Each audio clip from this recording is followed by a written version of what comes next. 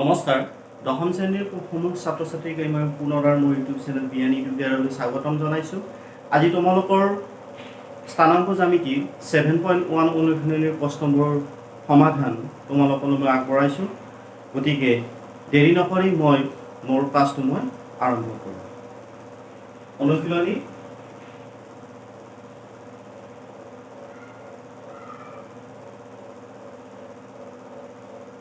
7.1 7.1 অনুশীলনীৰ প্ৰথম প্ৰশ্নটো আহিব। 1 নম্বৰ প্ৰশ্নটোৰ তিনিটা প্ৰশ্ন দিয়া আছিল, তাৰ ভিতৰত 1 নম্বৰটো প্ৰথম দিয়া আছিল 2,3 আৰু 4,1। এতিয়া আমি লিখি লওঁ সমাধান।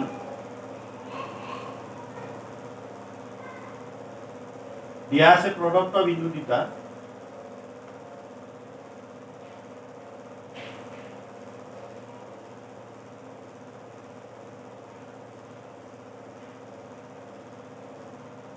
আমি নামকৰণ কৰিম A 2,3 আৰু B 4,1। এটাকে দূৰত্ব সূত্ৰ প্ৰয়োগ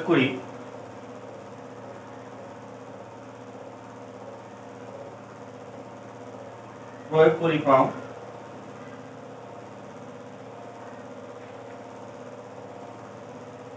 যেহেতু AB মাজৰ আমি দূৰত্ব উলিয়াম, সেইকাৰণে AB ইকুৱেল টু আমাৰ মেইন সূত্ৰটো কি আছিল, মই আগৰ ভিডিঅ'টো তোমালোকলৈ আগবঢ়াইছিলোঁ। গতিকে কি আছিল x2 - x1 whole square plus y2 - y1 whole square. এতিয়া আমি মানবিলাক বহাই দিম। এইটো যদি প্ৰথমটো x1 y1 হয়, দ্বিতীয়টো x2 y2 বুলি ধৰি লৈ আমি মানবিলাক সেইমতে আমি ইয়াত ব্যৱহাৰ কৰিম। গতিকে ৰুট অভাৰ x2 ঠাইত কি আছে ইয়াত 4 মাইনাছ x1 ঠাইত আছে 2, গতিকে 4 - 2 হোল স্কুৱেৰ প্লাছ y2 ঠাইত আছে ইয়াত 1 মাইনাছ y1 ঠাইত আছে 3 হোল স্কুৱেৰ। এতিয়া এইখিনি ভিতৰখিনি প্ৰথমতে হৰণ কৰি লোৱা। 4 - 2 মানে কি হ'ব 2 স্কুৱেৰ প্লাছ 1 - 3 মানে -2 স্কুৱেৰ। এইটো আমি কিমান পাম 4 পাম, এইটো আমি পাম 4। গতিকে দুটা লগ লাগিলে কি হ'ব √8। √8ৰ বৰ্গমূল কি হয় 2√2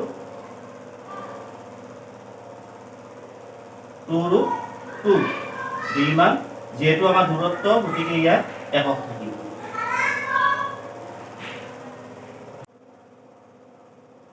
এবাৰ 2 নম্বৰ প্ৰশ্নটো দিয়া আছিল -5,7 আৰু -1,3। আমি লিখিলাম আগৰ নিচিনাকৈ। দিয়া আছে প্ৰদত্ত বিন্দু দুটা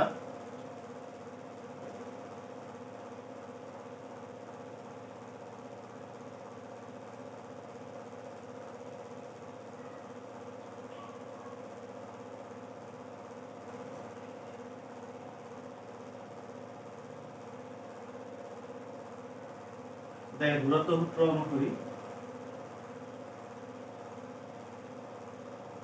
দূৰত্ব সূত্ৰ মতে AB ইকুৱেল আগৰ নিচিনাকৈ লিখি লোৱা। মেইন সূত্ৰটো x2 - x1 whole square plus y2 - y1 whole square. এতিয়া ইয়াত মানবিলাক বহাই দিয়া। x2 মানে কি আছিল -1 মাইনাছ এইটো এটা আমি কাম কৰিম, ইয়াত কুটিল বন্ধনী ব্যৱহাৰ কৰিম, কিয়নো ইয়াত পিছৰটোত মাইনাছত আছে হোল স্কুৱেৰ প্লাছ ঠিক তেনেকৈ আহিব ইয়াত 3 - 7 হোল স্কুৱেৰ, তাৰমানে y2 - y1 হোল স্কুৱেৰ। ইয়াৰ পৰা আমি কি পাম -1 -7 আছে +5 হোল স্কুৱেৰ প্লাছ ইয়াত কি আহিব -4 হোল স্কুৱেৰ। ইয়াত কি থাকিব 4 স্কুৱেৰ প্লাছ 4 স্কুৱেৰ। প্ৰথমে আমি এনেকৈ লিখিব পাৰোঁ, এইটো কি হ'ব 16, এইটো আমি পাম 16 মানে √32। √32 মানে 16 × 32, গতিকে 16 বৰ্গমূল কি হয় 4 আৰু √2 ইমান 1।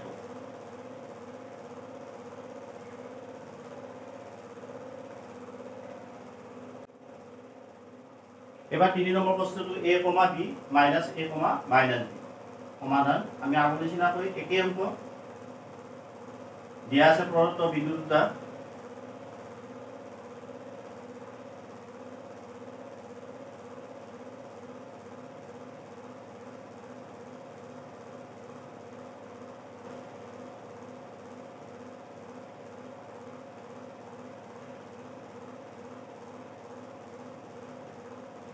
এটাকে দূরত্ব সূত্র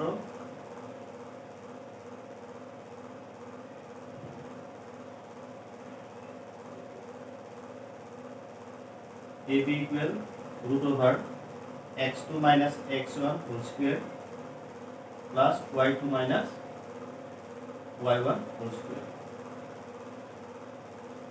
x2 মানে ইয়াত কি আছিল minus a whole square plus ইয়াত কি minus b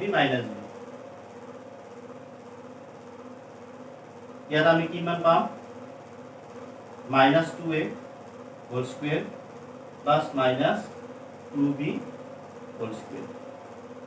ইয়াৰ পৰা আহিব 2 মাইনাস দুটা আপোনালোকে প্লাস হয় গতি দুটা আপোনালোকে 4 4 a স্কয়ার প্লাস দুটা আপোনালোকে একে হয় 4 b স্কয়ার. এতিয়া আমি ভিতৰৰ এটা কাম কৰিম আমি 4 টো কমন লম কি পাম a square plus b square. এতিয়া 4 ৰ পৰা আমাৰ বৰ্গমূল আহিব 2 বাহিৰত আৰু ৰুটটো ভিতৰত থাকি যাব a square plus b square ইমান একক.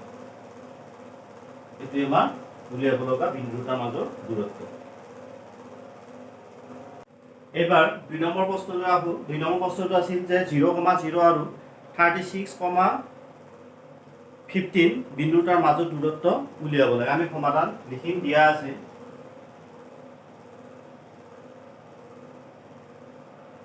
প্ৰদত্ত বিন্দু দুটা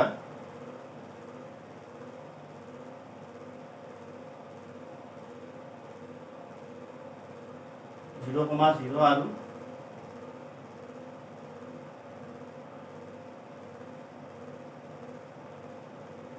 আসলতে 0,0 মানে মূলবিন্দু হয়. আমি মূলবিন্দুৰ পৰা যিকোনো বিন্দুৰ মাজৰ দূৰত্ব সূত্ৰ এটা দিছিলো বা আমি দুটা বিন্দুৰ মাজৰ দূৰত্ব সূত্ৰ প্ৰয়োগ কৰি আমি পাৰিম. যেহেতু আমাৰ বিন্দু দুটা নিৰ্দিষ্ট হৈ দিয়া আছে আমি সেইকাৰণে দুটা বিন্দুৰ দূৰত্ব সূত্ৰ উলিয়াম. এটাকে দূৰত্ব সূত্র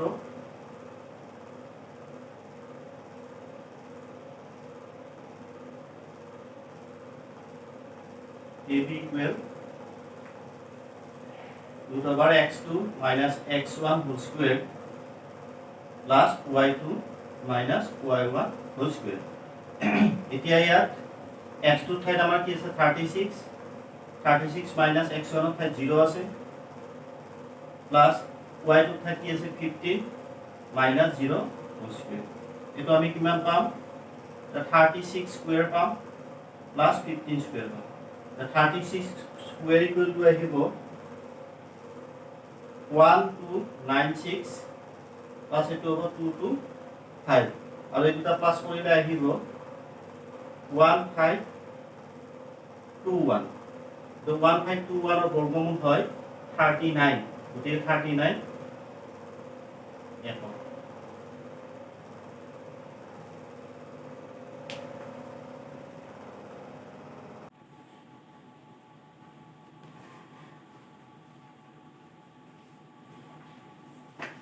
এবাৰ আমি 3 নম্বৰ প্ৰশ্নটো আলোচনা কৰিম.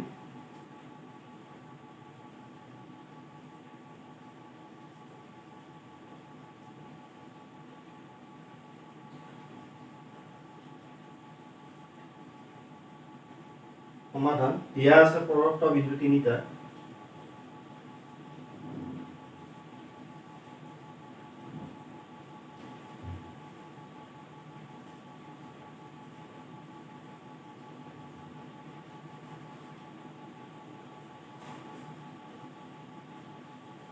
A 1,5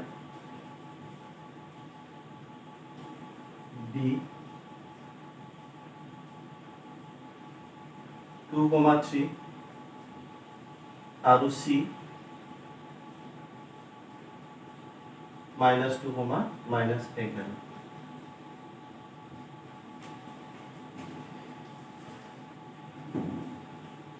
গোটেই বিন্দু তিনিটা একেৰেখীয় হয় নে নহয় আমাক দেখুৱাব লাগে. একেৰেখীয় হয় নে নহয় বুলি দেখুৱাব লাগিলে আমি কি কৰিব লাগিব যে যিকোনো দুটা বাহুৰ আমি সাপোজ আমাৰ একাৰেখীয় হ'ব লাগিলে এটা ৰেখাৰ ওপৰত থাকিব লাগে গতিকে সাপোজ এ বি সি বিন্দু তিনিটা একাৰেখীয় বুলি ধৰি ললে কি হয় A B plus B C equal to A চিৰ মানৰ সমান আমি পাওঁ সেইকাৰণে আমি কি কৰিম ইয়াৰ দূৰত্ব সূত্ৰ প্ৰয়োগ কৰি আমি এ বি উলিয়াম বি সি উলিয়াম আৰু এ চি উলিয়াম এতেকে দূৰত্ব সূত্ৰ মতে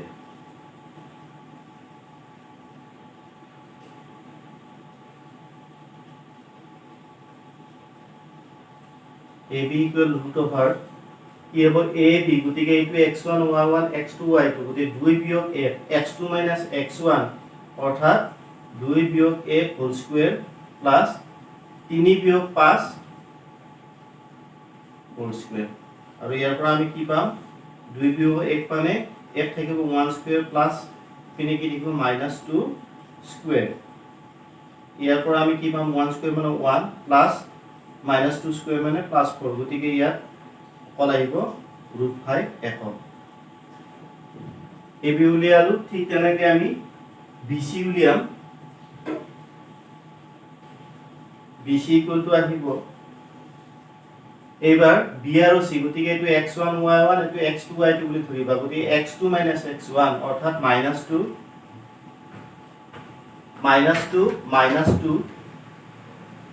whole square plus -11 -3 whole square আৰু ইয়াৰ পৰা আমি কি পাম -4 হোল স্কয়াৰ প্লাস ইপিনে কি পাম আমি -14 হোল স্কয়াৰ আমি পাম এতিয়া -4 স্কয়াৰ মানে কি আহিব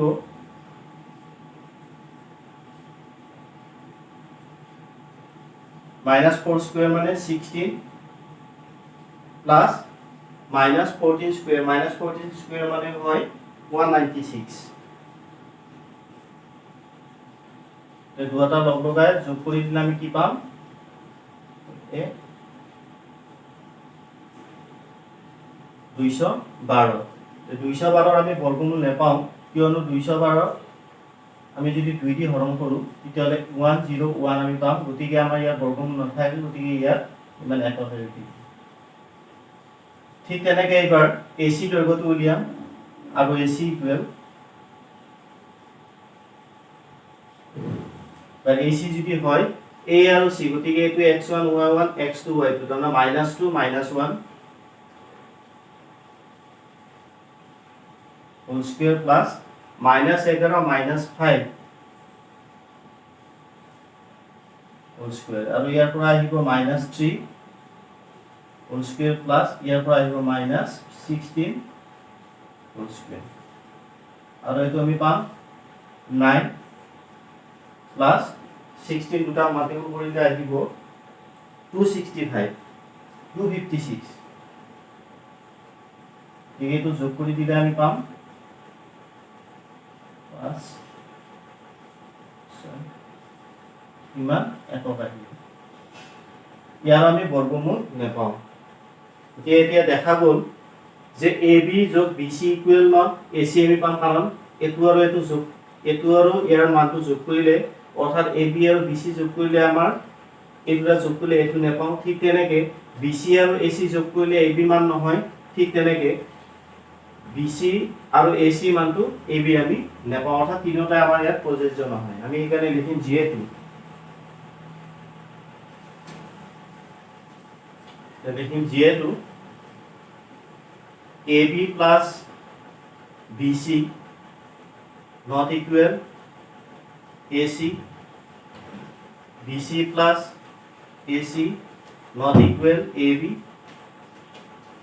আৰু AC plus AB not equal BC গতিকে বিন্দু তিনিটা যেহেতু আমাৰ এই প্ৰযোজ্য নহল হে আমি লিখিব লাগিব এতেকে প্ৰদত্ত বিন্দু তিনিটা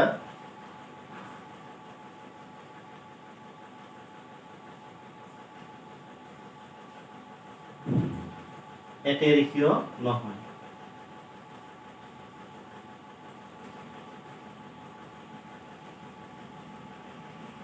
এইটোৱে আমাৰ উলিয়াব লগা উত্তৰ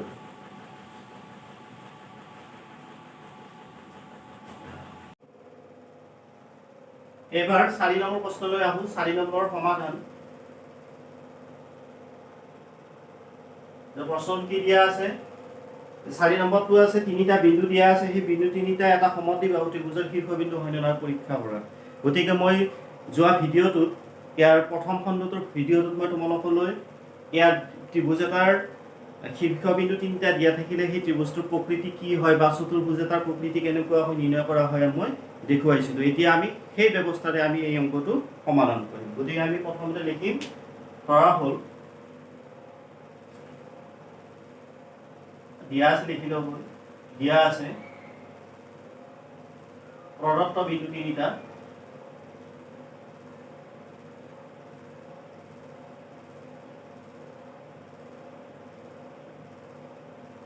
A 5, -2 B 6, 4 আৰু C 7, -2 এটাকে দূৰত্ব সূত্র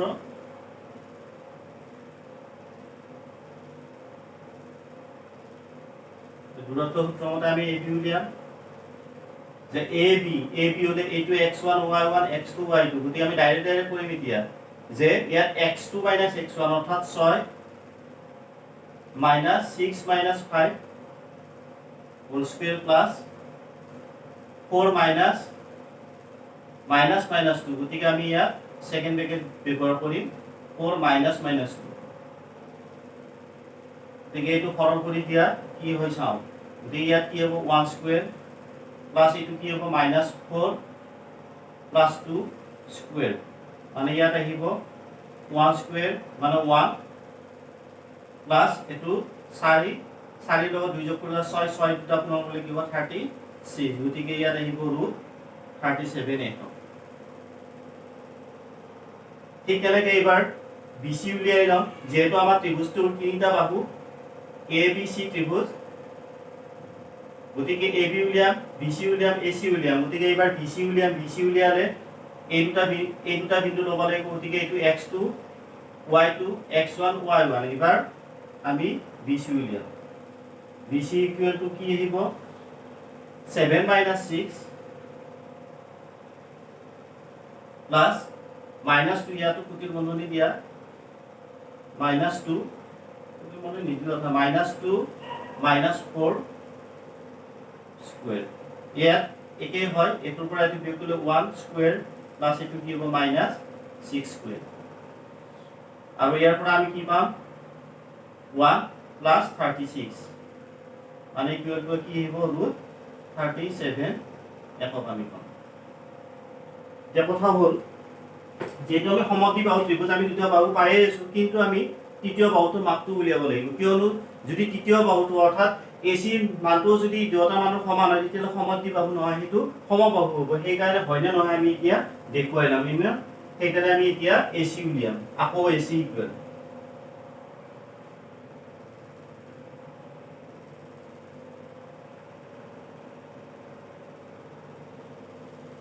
AC এবাৰ এটো বিন্দু আৰু এটো বিন্দু লব লাগিব গতিকে AC গতিকে 7 - 5 হোল স্কয়ার প্লাস -2 -2 অর্থাৎ -2 -2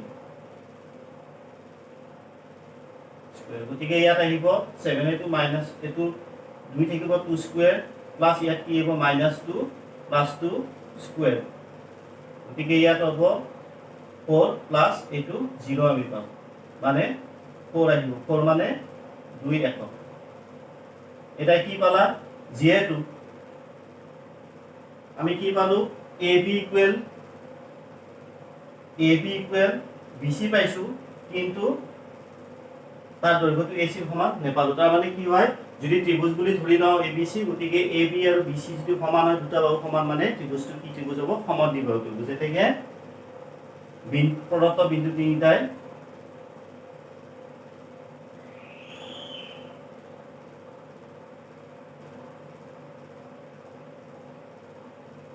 এটা সমদ্বিবাহু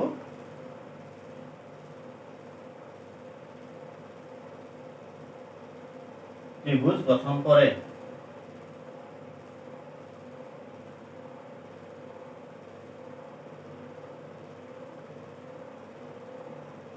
এইটোৱে উলিয়াব লগা উত্তৰটো।